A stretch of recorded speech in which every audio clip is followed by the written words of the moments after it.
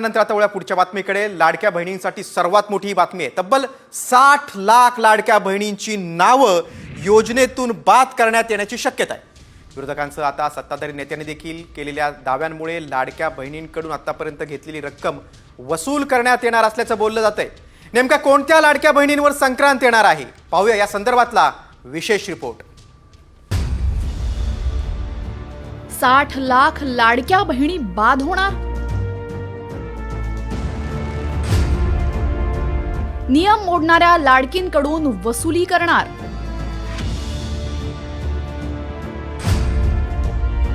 नवीन वर्षात लाडक्या बहिणींवर संक्रांत। आता स्क्रुटिनी झाल्यानंतर पहिल्या टप्प्यामध्ये जवळजवळ 60 लाख भगिनी त्या लाडक्या बहिणीपासून वंचित होणार आहेत, फायद्यापासून वंचित होणार आहेत आणि त्यांना दिलेले पैसे परत घेतले जाणार आहेत। ऐकलात, शिवसेनेचे माजी खासदार विनायक राऊत यांनी केलेल्या या दाव्यामुळे आता लाडक्या बहिणींचं टेन्शन वाढलंय। कारण आता लाडकी बहीण योजनेच्या निकषांची काटेकोरपणे चौकशी करण्यात येणार आहे। या चौकशीमध्ये ज्या लाडक्या बहिणींनी नियमांना बगल देऊन पैसे लाटलेत त्यांच्याकडनं आतापर्यंत देण्यात आलेल्या सर्व हप्त्यांची वसुलीही करण्यात येणार असल्याची चर्चा रंगू लागली आहे। कारण माजी मंत्री छगन भुजबळांसारख्या ज्येष्ठ नेत्यांनीही चुकीच्या पद्धतीनं लाभ घेणाऱ्या लाडक्या बहिणींवर कारवाई करण्याची मागणी केलेली आहे। जे नियमात बसत नाही त्यांनी स्वतःहून आपली नावं जे आहेत काढा म्हणून सांगायला पाहिजे आणि जे पैसे दिले गेले ते आता परत मागण्यात काहीही अर्थ नाही, ते मागण्यात येऊ नये। याच्या पुढे जे आहे लोकांना सांगावं या नियमात बसत नाही त्यांनी स्वतःहून आपली नावं काढून घ्यावी, नाहीपेक्षा मग त्यांना मात्र जे आहे दंडासहित वसुली करण्यात येईल। मागचं जे झालं ते आपण आपल्या लाडक्या बहिणींना अर्पण करून टाकलं पाहिजे। भुजबळांच्या या विधानामुळे महायुती सरकारमध्ये खळबळ माजली आहे। कारण लाडकी बहीण योजना बंद होणार की काय याची भीती लाडक्या बहिणींना वाटू लागली आहे। ही योजना बंद होणार नसली तरीही नियमबाह्य लाभ घेणाऱ्यांना योजनेतून वगळलं जाणार असल्याचं बावनकुळेंनी सुद्धा नमूद केलंय।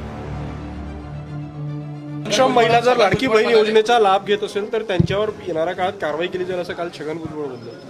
नाही, मला माहित नाही छगन भुजबळ काय बोलले, पण लाडक्या बहिणीची योजना आमचं सरकार पूर्ण सुरू ठेवणार आहे। कोणावरही फार कारवाई होणार नाही। नियमाच्या बाहेर कोणी घेतलं असेल तर त्यांचं ते बंद होऊ शकते। दरम्यान कोण अपात्र ठरणार पाहूयात। 2.5 लाखांपेक्षा जास्त उत्पन्न असल्यास अपात्र ठरणार।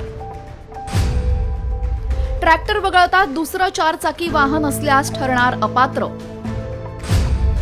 ज्या महिलांच्या कुटुंबातील सदस्य आयकर भरतात त्यांना लाभ मिळणार नाही। कुटुंबातील सदस्य सरकारी नोकरीला असल्यास अपात्र ठरणार। कुटुंबातील सदस्य आमदार किंवा खासदार असल्यास लाभ नाही। कुटुंबाची जमीन 5 एकरपेक्षा जास्त असल्यास अपात्र ठरणार। राज्यभरातून 2,63,00,000 लाडक्या बहिणींनी अर्ज दाखल केले होते। त्यापैकी 2,47,00,000 अर्ज पात्र ठरलेत। मात्र आता नव्याने छाननी सुरू झाल्याने अपात्र ठरणाऱ्या लाडक्या बहिणींची संख्या आणखी वाढण्याची शक्यता आहे। कारण राज्याच्या तिजोरीवरील ताण कमालीचा वाढलेला आहे। निवडणुकीपूर्वी सर्रास अर्ज स्वीकारण्याचा जो धडाका लावला होता त्याच्यावर आता निकषांची कात्री लावण्यात येणार आहे। त्यामुळे निकषांबाहेर लाभ घेतलेल्या किती लाडक्या बहिणी अपात्र ठरणार याकडे लक्ष लागलंय। ब्युरो रिपोर्ट, साम टीव्ही।